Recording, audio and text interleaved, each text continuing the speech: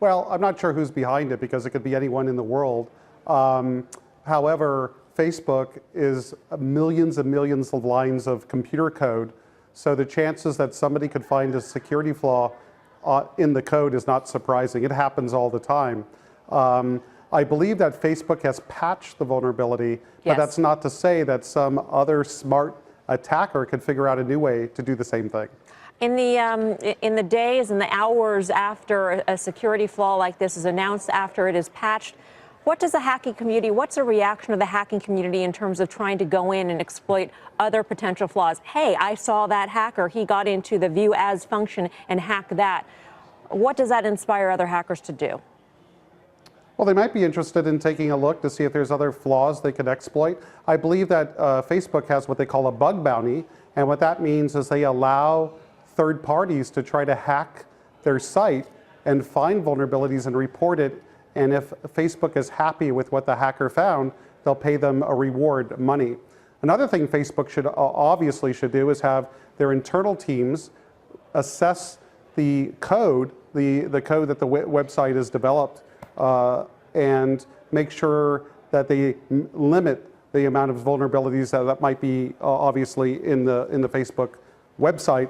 But also they should have a third-party company actually test their site to make sure that it's not that a hacking group cannot easily bypass their security. You know what interests me, Kevin, in these reports of hacking of vast numbers of individuals' accounts, 50, 60 million here, 120 million in the case of credit bureaus, whatever the heck it is. Do we have a good sense about how many of the people whose information has been hacked are actually in some future way wounded, injured, hurt by the fact that their data may have been compromised? In other words, do they lose money? What happens? Well, ordinarily, the bad guys might sell the data, like from Equifax, for example, on the dark web, and eventually those individuals will be defrauded. I don't know if there's a particular statistic of how many, for example, Equifax members were actually defrauded because of the compromise, but I can tell you one thing. There's a website called WeLeakInfo.com, and on this website they have hundreds of databases of leaked passwords that were publicized on the dark web, for example. And what people could do is actually search their own username, their own email account, and actually identify whether their information was leaked.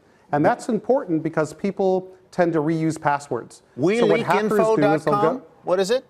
Yeah, WeLeakInfo.com. Melissa's already on it. I believe you could do some, right. And what you could see is if your password was leaked in some sort of database breach.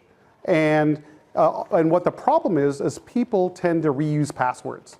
So, or they have a pattern that they always use that it's easy for the hacker to figure out. For sure. So it's really important, you know, to use a password manager, for example, but also to check WeLeakInfo.com, and there's others out there, of course, to see if your information is out there for the bad guy.